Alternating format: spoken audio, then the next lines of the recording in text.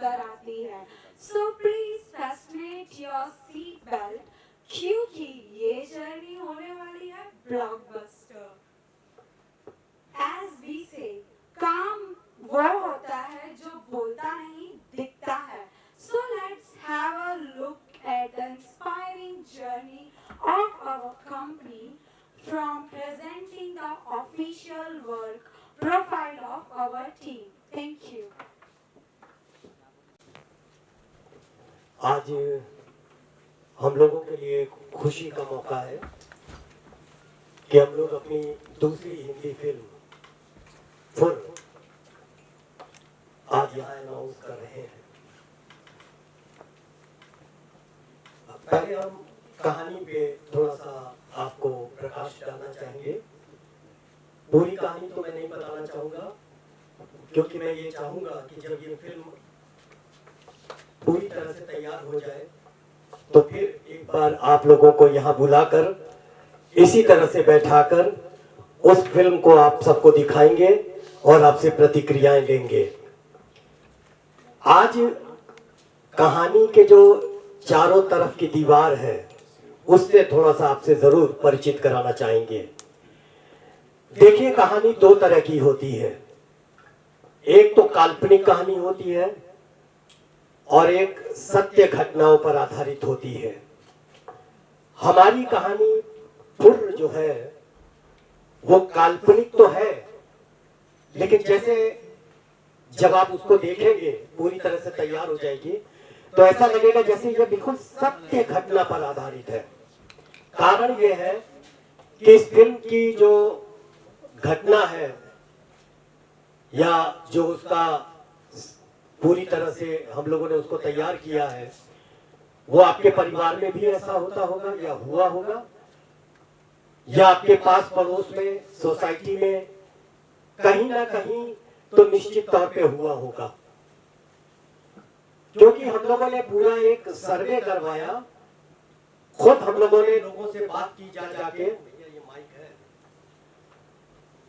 लोगों से जा जाके हम लोगों ने बात की, जानकारी ली, तो पाया ये कि वास्तव में ये हर शहर में, हर प्रदेश में, शायद ही कोई ऐसा शहर हो, शायद ही ऐसा कोई प्रदेश हो जहां इस तरह की घटनाएं देखने को नहीं मिलती हैं।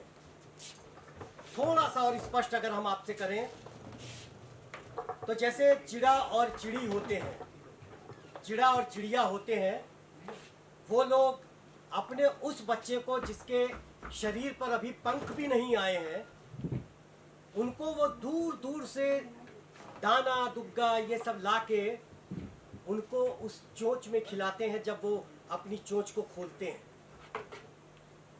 और जब वही चिड़ा और चिड़िया के बच्चे बड़े हो जाते हैं तो वो फुर हो जाते हैं। आजकल इंसानी बच्चे भी कुछ इसी तरह के हैं।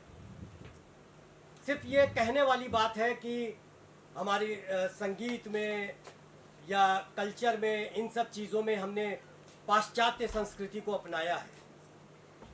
लेकिन जैसा अभी मैंने आपसे कहा कि वास्तव में जब हमने इसका एक सर्वे किया तो मैं नीदरलैंड तक पहुंच गया। यहीं से मतलब मैं अपने आप को पहुंचा लिया, जानकारी वहां से लिया, तो पता ये चला कि वहां माँ अपने बच्चे को जन्म देने के लिए ही सिर्फ हॉस्पिटल जाती है। उसके बाद उस बच्चे को पालना, बड़ा करना, ये सारी चीज़ें वहाँ के नर्सों की होती हैं। माँ बाप का उस पर कोई अधिकार नहीं है, बिल्कुल मना कर दिया जाता है कि आपको न मिलना है, क्योंकि आप घर ले जाएंगे तो मालिश करेंगे, ये करेंगे, वो करेंगे, इस तरह का। और हमारी संस्कृति में, हमारे भारत में माँ का महत्व ही इसलिए है कि वो हमको जनती है। लेकिन संतान हमारे साथ क्या कर रहे हैं वो कहानी में पता चलेगा। वो फुर्र हो जाते हैं।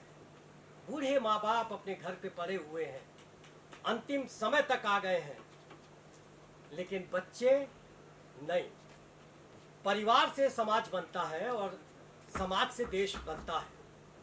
अगर समाज में इस तरह की घटनाएं घट रही हैं तो इसका मतलब है कि हम अपने परिवार में भी ऐसा कुछ देख रहे हैं या देखेंगे या देखे होंगे।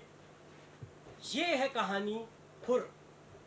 मैं अपने प्रोड्यूसर्स मधुप जी या अपने जो भी इसमें आर्टिस्ट हैं, जो इन्होंने आर्टिस्ट हमको दिए हैं इस फिल्म में काम करने के लिए, वो प्रतिनिधित्व कर रहे हैं उन चरित्र का, उन कैरेक्टर्स का जो समाज में इस तरह से कर रहे हैं या प्रभावित हैं या पीड़ित हैं। उसमें एक मेन लीड में हमने लिया है नत्था जी को, ओंकार दास मानिकपुरी जी को।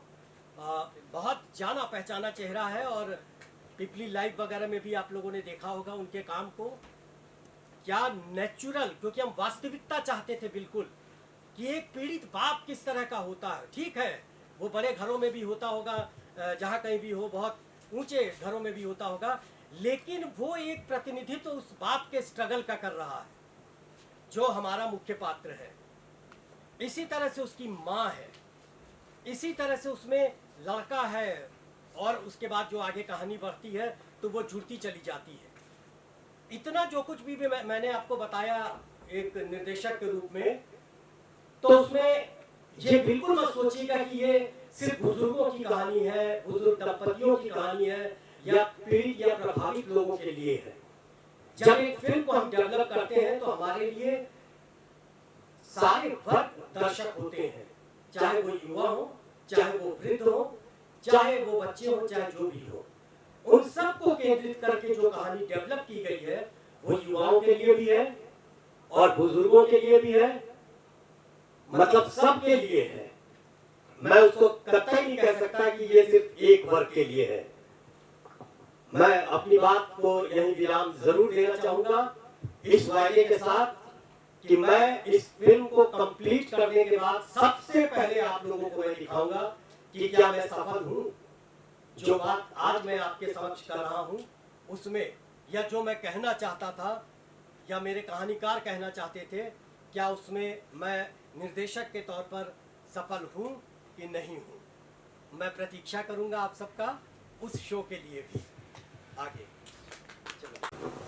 आप सभी का स्वागत है। सबसे पहले माइक मैं ज़्यादा कुछ नहीं बोलूँगा, और मेरे से गलती हो गई है प्रोग्राम स्टार्ट कराने में, और वेलकम पहले होना चाहिए, वेलकम और स्टार्ट में करना चाह रहा हूँ। तो सबसे पहले मैं बुलाना चाहूँगा हमारे सबसे chief guest, super star, world famous Omkar ji को। ओंकार जी प्लीज आए।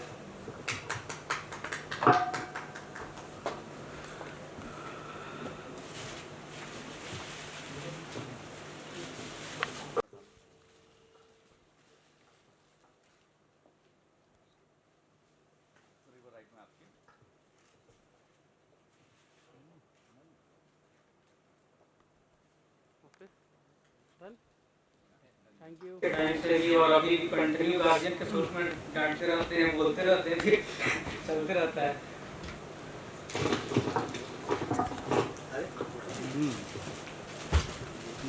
सर यहाँ सामने, यहाँ सर आपके राइट में भी। Thank you. काफी सहयोग रहा है, आशीर्वाद मिलता है। यहाँ आशीर्वाद देने लखनऊ से स्पेशली आए हुए हैं।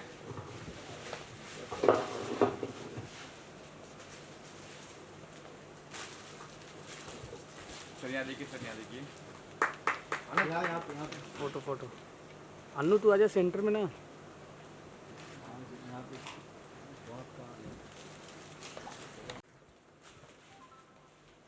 मैम यहाँ देखिए सर, सर यहाँ देखिए सर। यहाँ देखिए।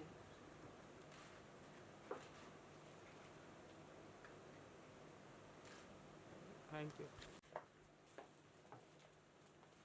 सर यहाँ देखिए, यहाँ देखिए सर मैम यहाँ। ये सब देखिए।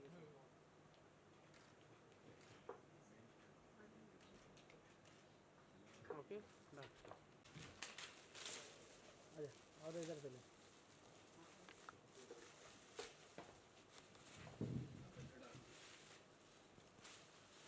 सामने देखिए, सामने यहाँ पे सेंटर। यहाँ देखिए, यहाँ पे डन।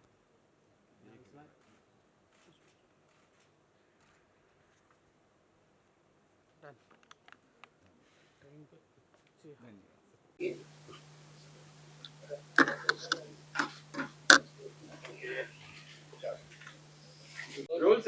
रोलिंग। ओंकार जी, सबसे पहले आपसे पूछना चाहूंगा क्या खास लगा आपको इस फिल्म में, आपने इस फिल्म का हिस्सा बनने के लिए हाँ कहा? जब एज एन एक्टर आप किसी फिल्म का हिस्सा बनते हैं और आपको ब्रीफ दिया था आपके किरदार के बारे में, क्या ऐसा दिलचस्प लगा आपने कहा कि हाँ मुझे ये करना है? सबसे पहले तो फुर फुर के मतलब मैं आपके सवाल का आधार पे समझ नहीं पाया था मैंने कि फुर क्या है।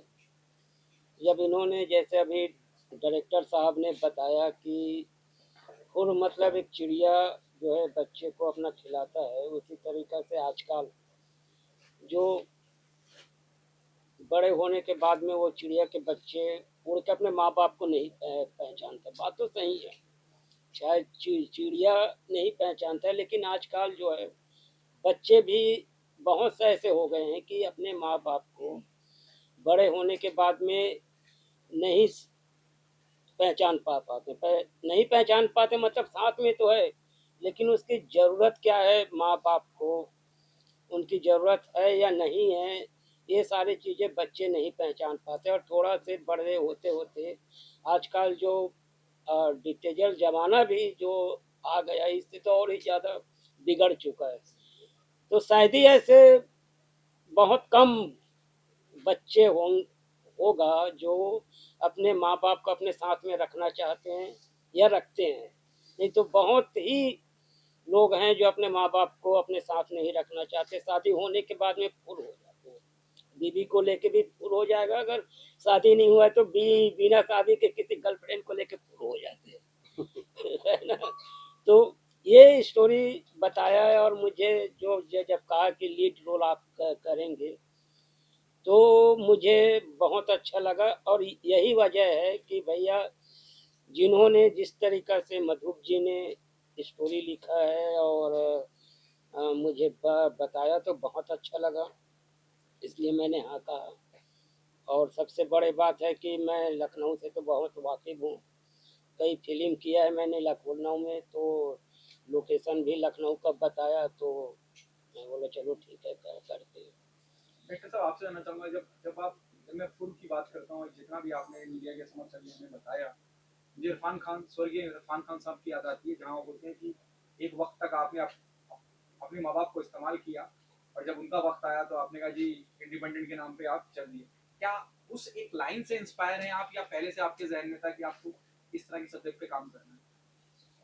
नहीं, सही बात तो यह है कि किसी भी फिल्म से हम लोग प्रभावित नहीं हैं, क्योंकि अब ये तो कहा नहीं जा सकता कि अगर ये घर की कहानी है तो दूसरे की घर की कहानी नहीं हो सकती है। हमारे कारण दूसरे हैं। अभी एक वनवास फिल्म आई थी, उसमें भी आपने देखा होगा कि पिताजी को ले जाके बनारस छोड़ दिया जाता है और फिर बाद में किसी भी तरह से पिताजी आते हैं और फिर जो भी उनके साथ व्यवहार होता है, मामला सब पलट ही जाता है। हम बिल्कुल उनसे नहीं प्रभावित हैं। हम दूसरी लाइन को, अभी नत्था जी ने भी एक लाइन बीच में बोल दी थी, मैंने बड़ी कड़ाई के साथ अपने लेखक महोदय को ये बताया हुआ है कि कहीं से भी ये बात ना आए कि लड़का अपने माँ बाप को थोड़ा सा अवॉइड इसलिए करता है क्योंकि वो शादी हो गई उसकी और जो बहू आई है उसकी वजह से वो माँ बाप को छोड़ दिया। हमारी कहानी उससे पहले शुरू होती है, जब नत्था जी यानी पिताजी और जो माता जी हैं वो लोग किसी भी तरह से अपना पैसा रुपया सब कुछ इकट्ठा करके, और ये सपना देखना ये सभी के लिए होता, सभी लोग अपने संतान के लिए देखते हैं कि वो किसी भी तरह से बड़ा आदमी बने, हमसे हमारा नाम रोशन करे, उस दिशा में वो जाए। तो शादी से पहले ही वो उसके लिए अपने माता पिता का कहीं परिचय देना, उनको अवॉइड करना, या एक हीन भावना की तरह आ ही जाती है कि अगर वो इंजीनियरिंग लाइन में जा रहा है या किसी लाइन में जा रहा है या कॉलेज में जा रहा है तो वो एक स्टेटस अपने माँ बाप का, अपने परिवार का, उससे वो मिलान करता है। तो उस वजह से वो जो डेवलप हो रहा है आजकल के लड़कों में, और हो रहा है, इसको आप कह नहीं सकते, क्योंकि हम लोगों ने कम से कम बहुत ज़्यादा मतलब 97-98 ऐसी कहानियों को इकट्ठा किया है जिसमें ये पाया गया है कि वास्तव में बच्चे जो हैं आजकल के, या तो एकदम से घर से बाहर निकलते हैं या बाहर जाके कोई ऐसा माहौल पाते हैं जिसकी वजह से वो माँ बाप को आजकल सेकेंडरी मान रहे हैं। ये पहले नहीं था, या हम लोगों की पीढ़ी तक नहीं था, लेकिन अब ये जो नया जनरेशन आया है वो ऐसा कर रहा है। और बहुत ज़्यादा कर रहा है, इसमें कोई दो राय नहीं है। मैं किसी फिल्म से अपनी फिल्म की तुलना नहीं करूंगा। किसी फिल्म में अगर ऐसा कुछ दिखाया गया है तो उन्होंने हो सकता है यथार्थवादी कहानी दिखा दी हो कि ऐसा हो रहा है, बट हम उन बच्चों को एक सीख भी देंगे इसी फिल्म में कि अगर वो ऐसा कर रहे हैं तो उनके साथ भी ऐसा कुछ हो सकता है, क्योंकि पृथ्वी घूमती है और घूम के कभी ना कभी अपनी जगह पे आ ही जाती है। तो ये है, तो मैं बिल्कुल इसको कहने में कहीं कोई दो राय नहीं है। आप इसीलिए मैं बार बार आपसे कह रहा हूँ कि जब कल को फिल्म मैं तैयार कर लूंगा तो आप लोग जब देखेंगे तो आप खुद कहेंगे कि नहीं, ये किसी फिल्म से प्रभावित नहीं है, और निश्चित तौर पर ये किसी फिल्म से प्रभावित नहीं है। कहानियां, घटनाएं इस तरह की है इसमें जो बिल्कुल आपके और सोसाइटी में अगल बगल हम लोग को सुनने और देखने को मिलती है। सर मैं आपसे ये पूछना चाहूँगा कि ये स्क्रिप्ट जब आपने लिखी तो आपको ये फुर पिक नाम रखने का क्यों सूझा? कैसे आपको ये दिमाग आया कि पिक्चर का नाम फुर होना चाहिए? हाँ जी, हाँ जी, बिल्कुल, बिल्कुल सही कहा। देखिए, एक तो मैंने नहीं इस कहानी को लिखा, वो हमारे अखिलेश चौधरी जी हैं। अखिलेश चौधरी जी की एक शॉर्ट फ़िल्म ऑस्कर में नामित हुई थी और वो इस फ़िल्म को लिख रहे हैं। फुर्र इसीलिए क्योंकि एक उदाहरण हमारे पास था। मैं थिएटर से जुड़ा हुआ हूँ, थिएटर से भी जुड़ा हुआ हूँ कह लीजिए। तो उसमें एक बार एक प्ले इसी तरह का हम लोग के सामने आया था, माँ बाप और संतान के ऊपर। उसमें वो एक लाइन थी जो मैंने आज उदाहरण में भी आपको सुनाई है कि चिड़ा और चिड़िया किस तरह से अपने बच्चों को जो चोंच खोले रहते हैं उनको लाके दाना दूना सब खिलाते पिलाते हैं, और जब वो बच्चे बड़े हो जाते हैं, पर निकल जाते हैं, परिंदों के बच्चे, तो वो फुर्र हो जाते हैं। और आजकल भी बिल्कुल वही जो कहानी जिसको हम लेके चल रहे हैं वो भी बिल्कुल उसी तरह से है, यानी इंसानी बच्चे भी जो हैं वो फुर्र हो जाते हैं।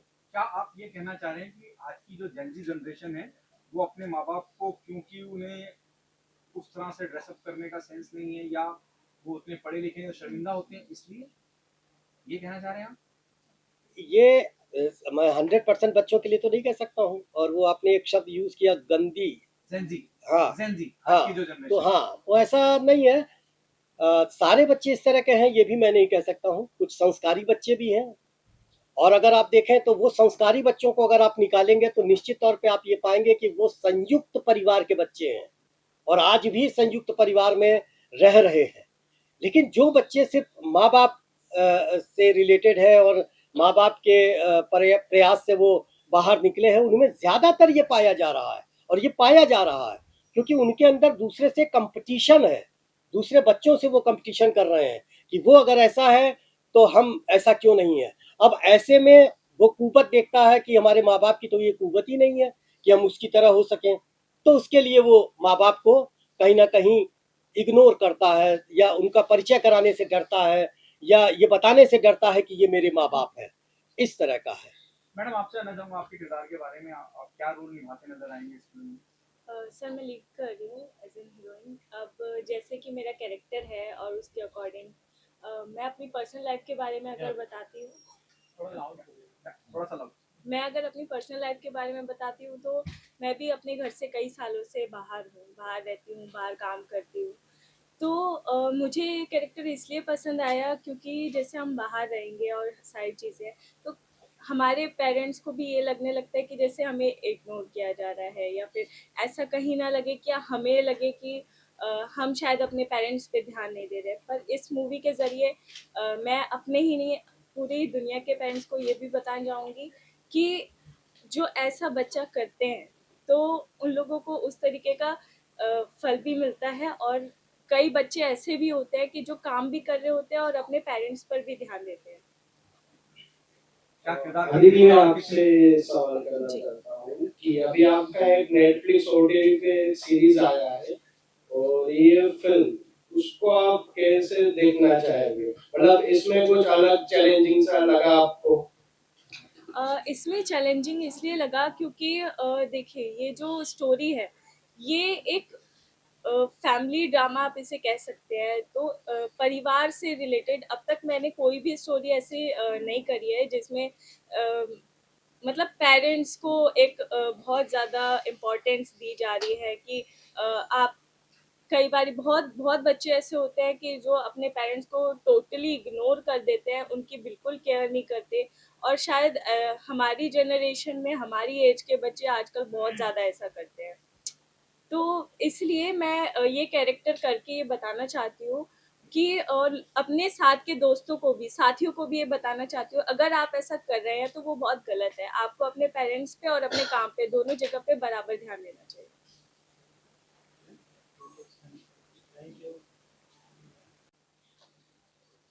नत्था जी से मैं प्रभावित था पिपली लाइफ से ही। उसके बाद इन्होंने एक फिल्म जो लखनऊ में शूट हुई थी, उसमें अजय जी थे, ध्यान नहीं आ रहा है, उसमें भी मैंने इनको देखा था।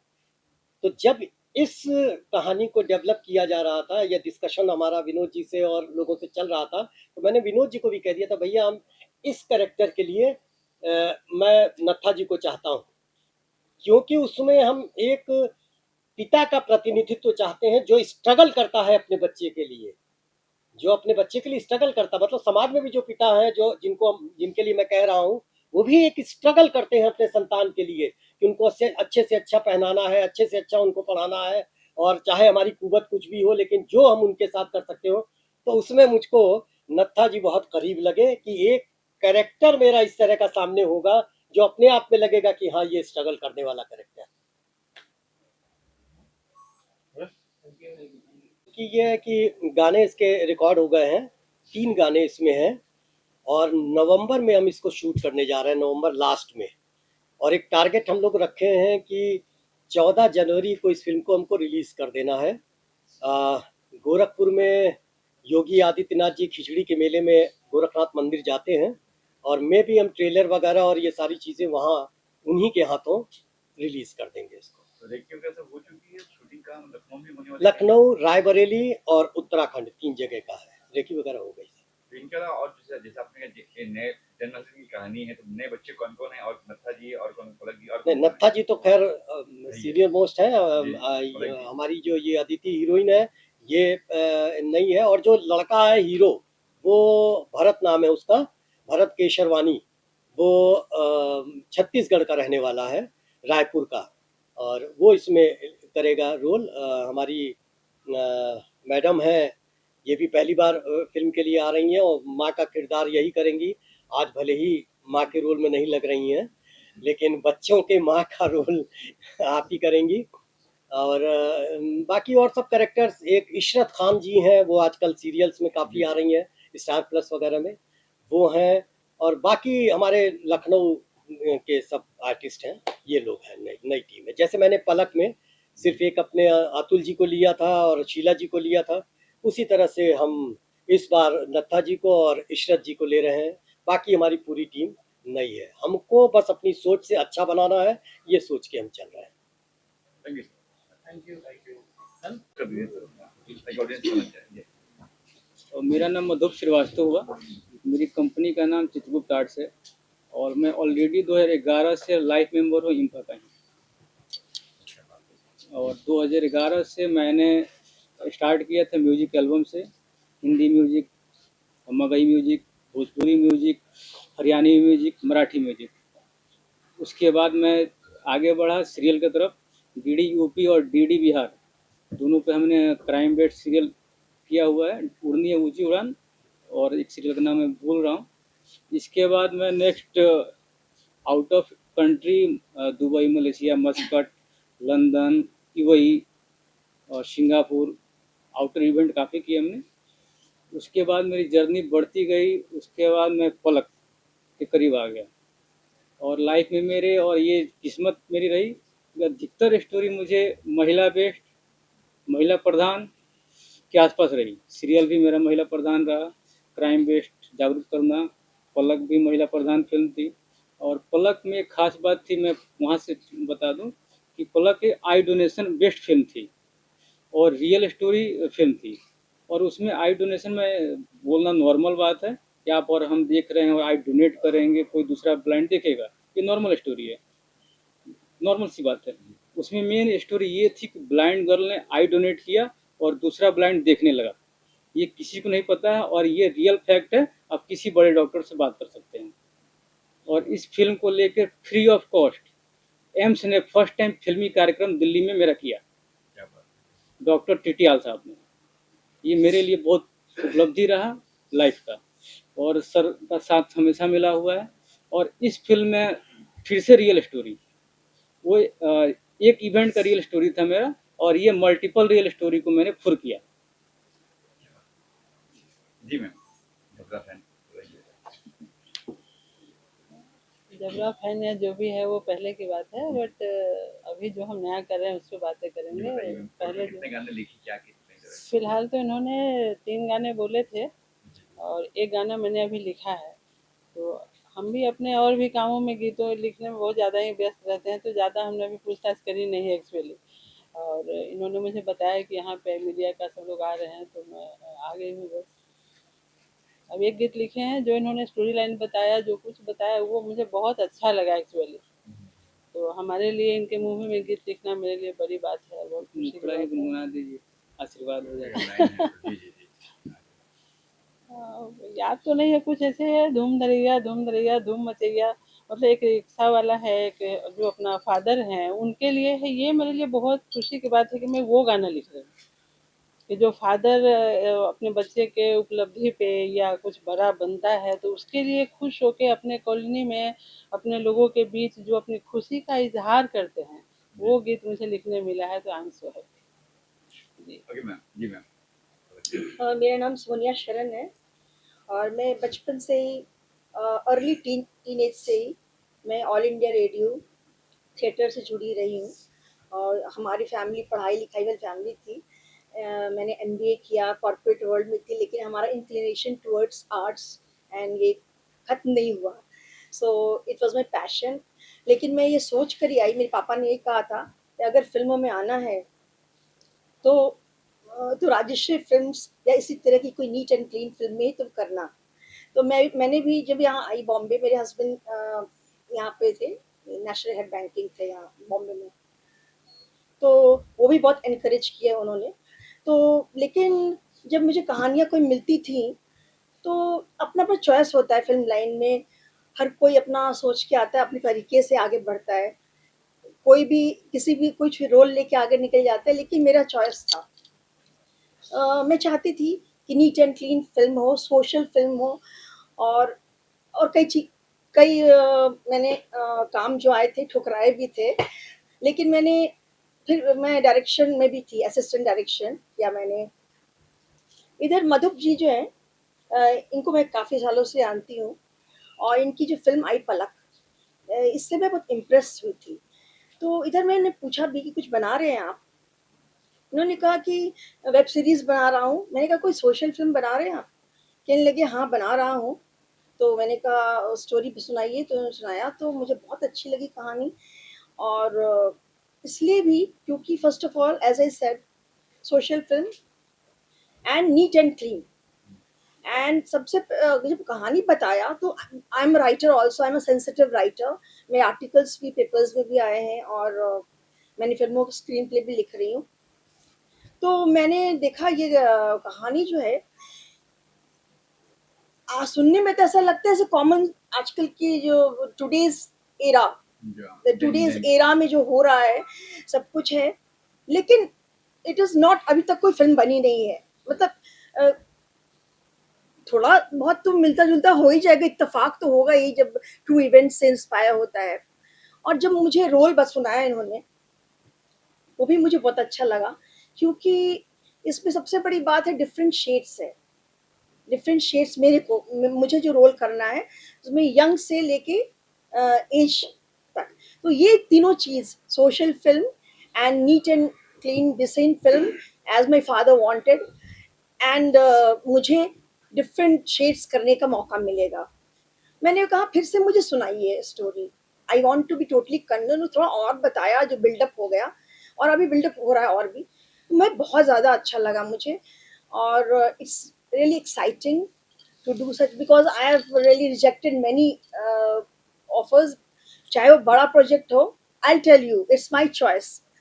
क्योंकि हम लोग का पढ़ाई लिखाई फैमिली, लेकिन हाँ मेरे बहुत सारे जो रिलेटिव्स हैं वो लोग फिल्म लाइन में हैं, काफ़ी हाई एक्टर भी हैं, डायरेक्टर भी हैं, लेकिन मैं अपना रास्ता खुद इंडिपेंडेंटली चाहती थी, अपने चॉइस ऑफ रोल से।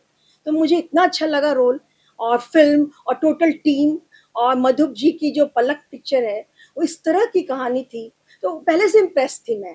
तो टोटल टीम जो है, सब कुछ मिला के नत्था जी के साथ आप वाइफ को किस तरह माँ का किरदार करते माँ का किरदार या मैं नत्था जी की वाइफ का रोल। तो एक्साइटमेंट है कि उनके साथ में काम ऑफ करना कोर्स, क्योंकि ऑफ कोर्स, ये बात भी है, हाँ जी, ये तो है, और ऑफ कोर्स चैलेंजिंग भी है। जी। तो ये सारी बातें मिल गई, तो मंझे इंट्रोडक्शन हुए कलाकार है Nattha ji. Of course, of course. और मैंने थिएटर बहुत पहले से किया हुआ है, तो स्टेज किया था मैंने, बाद में ट्रेनिंग लिया एक्टिंग का भी। तो फर्क ये है कि स्टेज पे हम लोग खुल के एक्टिंग करते थे, इसमें फ्रेम के अंदर करना होता है। So I got all the trainings यहाँ आल्सो। शैलेश जी है, यहाँ शैलेश जी भी है। ऑफ कोर्स, Direction जी। डायरेक्शन, उनकी डायरेक्शन पे भी कॉन्फिडेंस है मुझे। जी, जी। तो हमारी टीम और कहानी और सब कुछ, और मुझे अपने पे भी कॉन्फिडेंस है। बस ये जैसे आपने बताया, आपने पूछा था, तो यही कि मुझे नीट एंड क्लीन और सोशल फिल्म ही चाहिए थी, और टोटल टीम और पहले से इम्प्रेस भी थी, इसलिए मैंने इसको हाँ कहा। सर आप बताइए सर, कहानी की बात करें, ट्रू स्टोरी है। कहानी तो डायरेक्टर साहब ने जो बताई, शैलेश जी हमारे मित्र हैं, मैं लखनऊ से हूँ, विनोद मिश्रा। देखा जाए तो इस सब्जेक्ट पे काफ़ी कुछ हुआ होगा, होता रहता है, कोई भी बनाता है, मगर प्रेजेंटेशन एक बहुत बड़ी चीज़ होता है कि हम कैसे प्रेजेंट करते हैं। और थिएटर से बहुत जुड़े रहे हैं शैलेश जी, और उन्होंने म्यूजिकल और हर तरह प्ले किए, हर तरह कहानियाँ की और फिल्में भी बनाई हैं। तो थिएटर एक चीज़ हम लोगों को देता है कि हम लोग पकड़ बनाते सीन्स को, और इन चीज़ों में काफ़ी पकड़ रखते हैं, और फिल्म का भी नॉलेज हो तो चीज़ें बड़ी संवेदनशील बनती हैं। और अब फिर ये कहानी तो मान लो चिड़िया को लेकर थी, या जिंदगी से कोई लड़ जाए, प्रेमी से की लाइफ से प्रेमिका फुर हो सकती, कुछ भी हो सकता है, मगर देखा जाए कि बहुत तेजी से पारिवारिक विघटन हो रहा है। लड़के चाहे इंडिया में ही कहीं चले जाएं, बंगलौर में शिफ्ट हो जाएं, यहाँ शिफ्ट हो जाएं, विदेश शिफ्ट हो जाएं, मगर एक बहुत बड़ा दर्द देखे माँ बाप हो जाते हैं। और नत्था जी को मैं बता दूं, मेरे एक मित्र थे किरण मिश्रा जी, उनके लड़के के साथ इन्होंने फिल्म की है स्वदेश के साथ। उस फिल्म को हो सकता है आप लोगों ने देखी हो, रिलीज हुई थी लखनऊ में, सब हमने देखा। उसमें इनके बहुत डिफरेंट रोल हैं। आप पिपली लाइफ पे ना जाइए, मुझे लगता है असली हीरो इनके हर एंगल के टैलेंट उसी फिल्म में दिखे हैं, और वो मतलब मॉडर्न भी आप इमेजिन नहीं करते हैं, क्लब में, डांस में, सब चीज़ों में।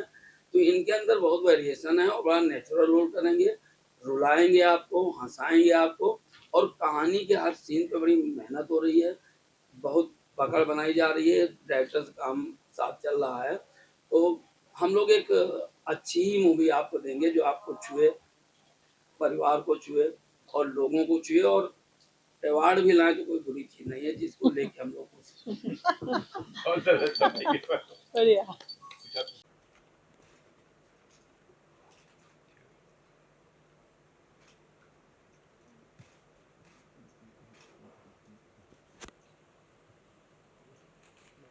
सामने देखिए सब लोग, सेंटर पे स्माइल,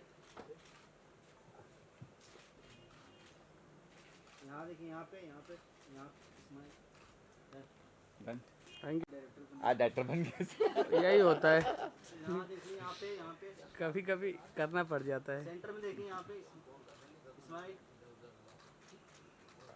डन, देख ले, रोलिंग। यहाँ पे स्माइल।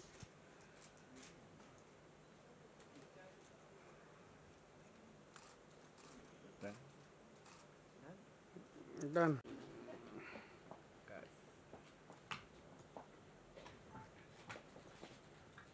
अब मारो सोलो स्माइल।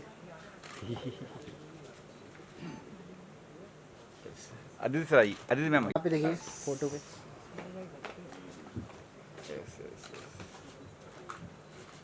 देखिए मैम, यहाँ सबको अलग करेंगे ना। वाओ, धन्यवाद। ओके।